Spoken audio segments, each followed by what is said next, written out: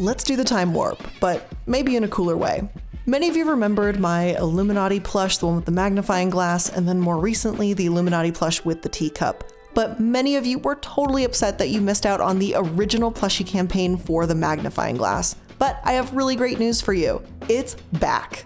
For just about the next 2.5 weeks, so it's like 20 days left of the campaign, you can pick up another Illuminaughtii plush with the magnifying glass from Makeship. If you missed out on this plushie the first time, well, here's the second chance to try and get it again. We're part of the Time Warp campaign, which means a whole bunch of creators that had really amazing plushies are all coming back for a limited time. If you want to support the channel and get your own Illuminaughtii plush, make sure you go to makeship.com, look for Illuminaughtii, or just click the link in the description box. Who here remembers their very first field trip to a zoo? Show of hands? Just kidding. I can't actually see your hands, but I'll trust that plenty of you are raising them right now, even if it's just in your mind. Chances are when you were a little kid, and maybe even now, the zoo was a magical place. Some kids have apparently thought elephants were mythological creatures before seeing them up close. While reading about these animals and seeing videos of them can be informative, there's nothing quite like seeing a tiger, a penguin, a lion, or a polar bear up close and personal, as long as you don't get too close. Plus, while we know that animals like these shouldn't be kept in tiny metal cages, zoos have come a long way, right? There are some beautiful ones out there, and some of the animals are kept in acres of space, giving them plenty of room to run around, play, roam, grow, whatever their heart desires, really. But maybe, despite this, you've still questioned their ethics. Is it really okay to keep these animals as a form of entertainment when they belong in the wild? Thankfully, that's not always the case. You can enjoy your zoo visits guilt-free knowing that modern ones are working to help conservation efforts. Conservation is one of the cornerstones of their operation. Research in zoos contribute to a number of scientific fields, including animal behavior and endocrinology. Here in Texas, our reptile zoologists are working hard to save the beloved Texas horned lizard. While many of these animals and natural habitats are being wiped out, whether due to hunting, land development, or deforestation, zoos are here to step in and lend a helping hand, keeping these animals from becoming completely extinct. This may not help the root cause, though scaling back on land development and contributing to global warming is a totally separate issue. But zoos are meant to be a way to keep these animals alive and to educate the public. That's the argument that supporters give to critics. And they're not entirely wrong, not by any means. There are some fantastic zoos out there that do exactly this. They genuinely want what's best for the animals in their care, and some are famous for their conservation work, even being managed by the Wildlife Conservation Society itself. On the surface, this modern zoo might have a wonderful impact on future generations too, as studies have shown that, quote, those who reported a sense of connection to the animals at the zoo also correlated positively with general environmental concern. And that's amazing. They help conservation efforts and endangered species. So, thank you all for coming. Nothing to see here. Just smile and wave, boys. Smile and wave. Except, let's read onward a bit to the next line. Quote, on the other hand, the researchers reported there were no significant differences in survey responses before entering an exhibit compared to those obtained as visitors were exiting. Okay, so maybe people aren't as inspired to change the world as we thought because they visited a zoo. But what about the animals? Are they being rescued? Aren't they being helped? Well, as you've probably guessed, this topic isn't nearly as black and white as it might seem. And while good zoos do exist, many of them may cause far more harm than help. So let's talk about it. I'm the Illuminaughtii, and this is the Corporate Casket. But before we jump into it, I just want to remind you that I actually do have a Patreon, in case you were wondering. It's patreon.com/Illuminaughtii. Make sure to head over to patreon.com/Illuminaughtii. Links will be in the description.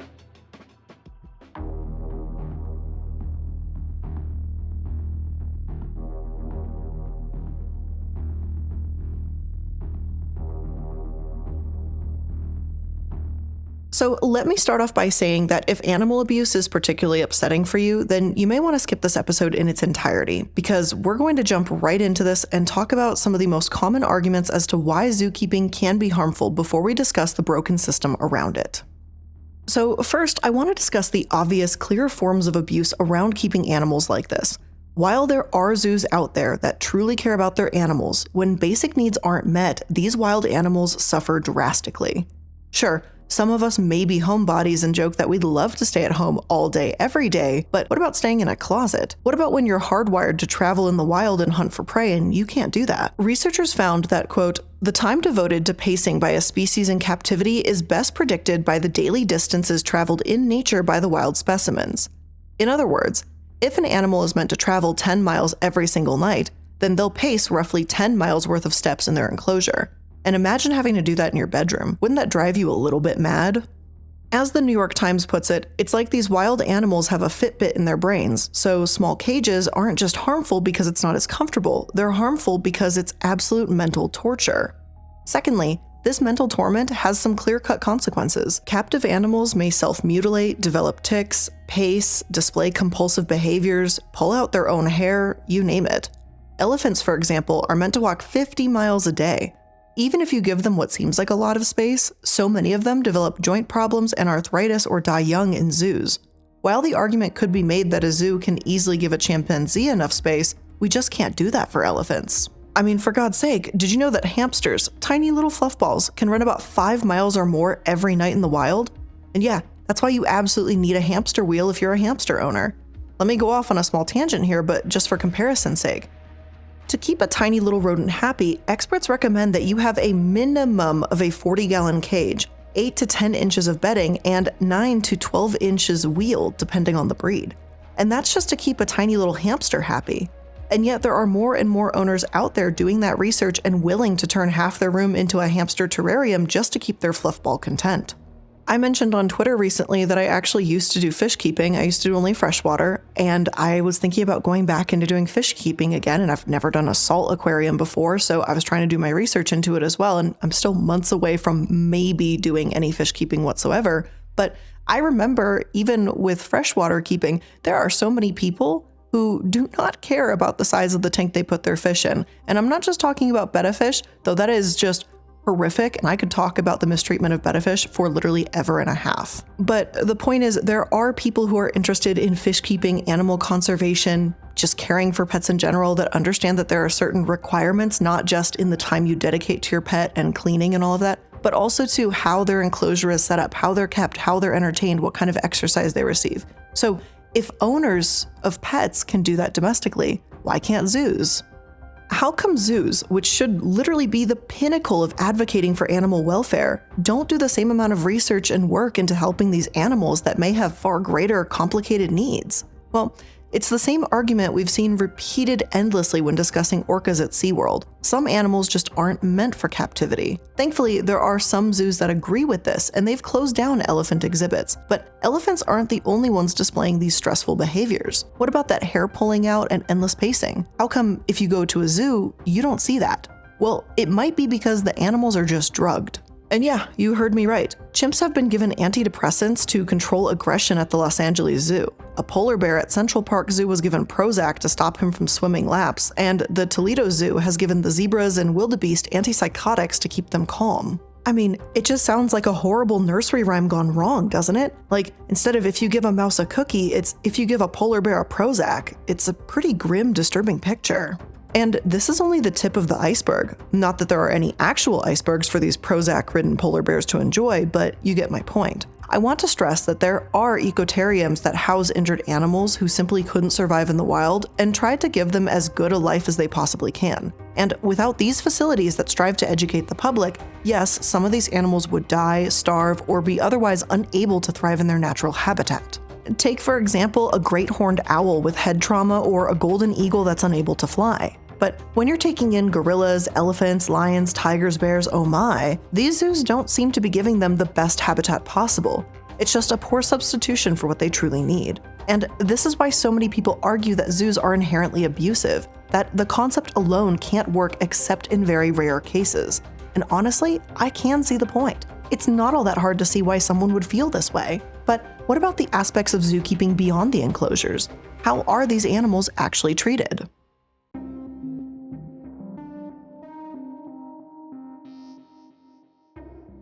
In 2019, National Geographic published an article that revealed how hundreds of zoos had been accused of mistreating the animals in their care. Some were supposedly gold standard zoos too, or ones that you would assume would know better. All of this was documented in a report from WAP, No, not that WAP, but the World Animal Protection. Some of the things detailed in their report were things that would cause the animals stress, like visitors being permitted to stroke and cuddle large cats, surf on the backs of dolphins, and watch elephants paint with their trunks. About 43% of the facilities detailed in their report, almost half, allowed petting, and about a third offered walking and swimming through an enclosure and/or wildlife performances. About a fourth, or 23%, had hand-feeding experiences too. The thing that's important to remember here is that these animals are not domesticated. It's taken thousands upon thousands of years for dogs to become domesticated and enjoy human interaction, whereas these lions or elephants aren't just giant dogs, even if Disney movies might make it seem that way. And I swear, every animal cartoon basically ends up like a dog in kids' movies, but that's just not how the world works. Nancy Blaney, Director of Government Affairs for the Animal Welfare Institute, states, quote, "Some facilities just kind of bill this as wildlife tourism, and it's really nothing of the sort. Wildlife tourism is the kind of thing where you go and see wildlife in their own environments, not where you go and get to take a picture with the tiger, or you get to interact with a monkey that's dressed up in street clothes, or kissing an orangutan or something like that. That is not wildlife tourism, that's exploitation. Wildlife tourism is a whole other dark, disturbing world. Some elephants will spend most of their lives chained up in a stall painting for tourists. Amazonian sloths taken illegally from the jungle will often die within weeks, but those that survive make for great selfies and photo shoots. And that's a whole other fucked up world. But it's not really all that different from zoos, just the flip side of the same coin. After all, these animals are not domesticated to be around people, but broken to be tame, to be afraid, to behave. Those are two very different things. But you might be thinking, how are these the better zoos, the gold star ones? Well, as noted in the report, these zoos were associated with WAZA, the World Association of Zoos and Aquariums. As National Geographic explains, WAZA was founded in 1935, and they were meant to promote the message of modern zoos, conservation and animal welfare. Because nothing says for the good of animals like riding on dolphins, I guess. Now, there is an important distinction to make here. WAZA doesn't require accreditation and basically just tells zoos to pay a fee, police themselves, and find accreditation elsewhere. I know I threw quite a few acronyms at you, so just to reiterate, WAP is a nonprofit that has exposed bad behaviors from zoos associated with WAZA, a member organization that supposedly promotes the humane treatment of animals. AZA, AZA, which is the same thing as WAZA without the W, does require accreditation. So there has been a lot of finger pointing among these organizations, with WAZA saying that WAP isn't actually reputable. Even if that's the case, WAZA is supposed to be this beacon of animal welfare, and hearing that the vast majority of their zoos promote potentially dangerous human-animal interaction is pretty damn concerning. But okay, maybe WAZA has its issues, but AZA must be amazing, right? After all, they require accreditation, so surely at least someone is looking after these zoos and assuring animals are treated well. No, that's not what's happening at all. In fact, things are actually about to get a lot darker.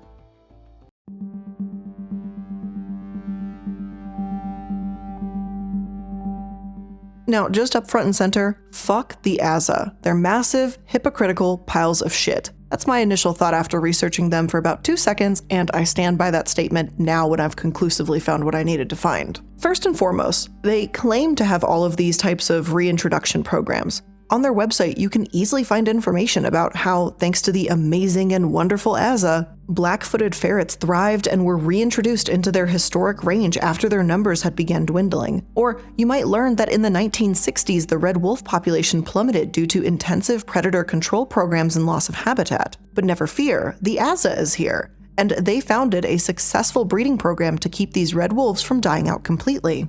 Though strangely, if you dig a little bit deeper, you may learn that the red wolf population hasn't exactly changed much. Sure, they're carefully bred, but they haven't reintroduced them. When will that day come? Who actually knows? If you save something from extinction, is it really all that impressive when you don't actually release them and put them back into nature? I don't know. But anyway, back to the AZA website. Similar stories about their reintroduction programs can be found about the Karner blue butterfly, the Oregon spotted frog, the Wyoming toad, and the California condors. Yes, the AZA is amazing. Alright, except for one little detail their website doesn't mention. For all the animals they save, they also kill thousands more in Europe. The European branch, the EAZA or the IAZA, I'm not sure. They euthanize animals in their zoos because of surplus. They claim that it's not more than 200 per year, but the EAZA director has estimated that number between 3,000 to 5,000.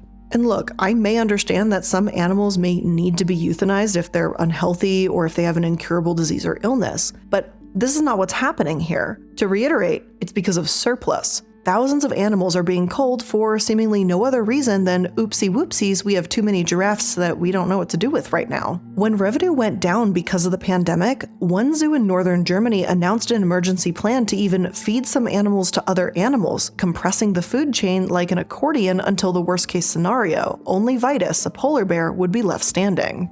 So much for animal welfare and modern zoos being all about conservation then, right? When times are tight, the emergency plan becomes feed the animals to each other. And let's be real here for a minute, zoos are a business, and businesses put profits over people and animals all the fucking time. And yes, it does get even worse than this horror story. Apparently, when zoos can't find homes for their animals, not only do they dispose of them, but just treat them like garbage too. One zoo in Denmark publicly dissected a lion in front of an audience which, yes, included children. Another Danish zoo killed a 2-year-old giraffe to reduce the risk of inbreeding. They dissected him and then fed him to lions. It's not as if we don't know this either. Worldwide outrage has been sparked when this happens, and it always makes headlines. People have been justifiably horrified that zoos have effectively bred these animals only for them to be used for profit and then end up as meat. The zoo's director where this giraffe was killed was even quoted as saying, "A giraffe is not a pet. It's not like a dog or cat that becomes part of the family. It's a wild animal." It's a very cold and callous statement when we're taught that these zoos are supposed to care about the animals they look after. Like, they bred this giraffe, then killed him at 2 years old, and then fed him to big cats there. You bred lion meat.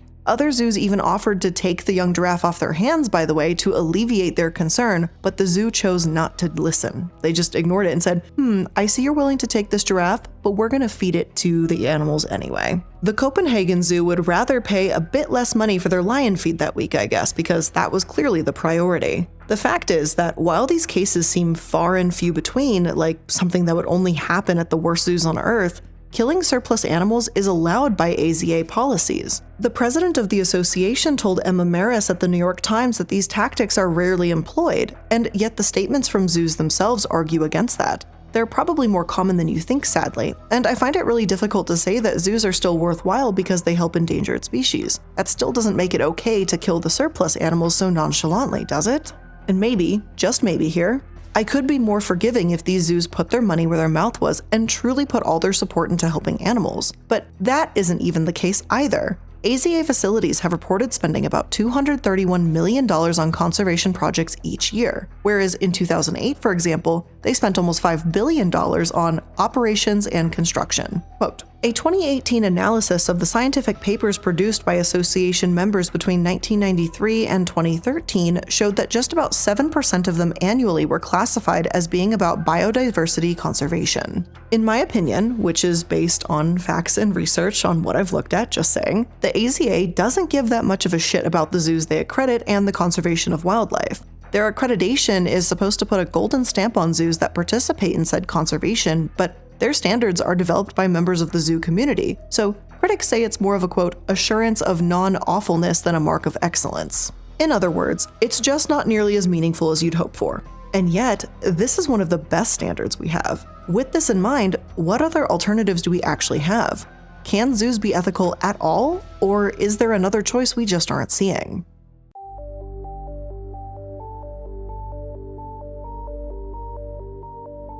The depressing truth about the situation is that modern zoos may not be worth the moral cost.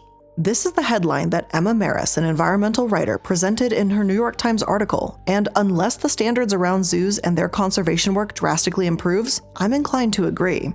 While I know that we'd really like to think that modern zoos, with their focus on being humane and educating the public, have far surpassed old-timey and abusive zoos, we're just not nearly as far along as you might think. The first zoos were pretty much just metal bars and Spartan cages, and it wasn't until around 1907 that an exotic animal importer changed the game by using rock walls and moats. ABC writes that during the 18th and 19th centuries, these royal collections of animals were called menageries and open to the public. They weren't even truly known as zoos yet, but When they did become zoos, they still weren't concerned with animal welfare, not bothering to learn about their biology, diets, or keeping the animals alive all that long either. It wasn't until relatively recently, and I'm talking the 1990s, that environmental enrichment even became a thing for the animals, like spreading seeds in the grass for primates to pick through. So let me ask you this. Does this make zoos better or worse than the 1800s? Back then, we didn't know much about animals and their habitats. Now, we've studied them far more extensively, and in many cases, we're still causing them stress, harm, or not meeting their needs. Does making a prettier, natural environment make up for the abuse that so many animals face?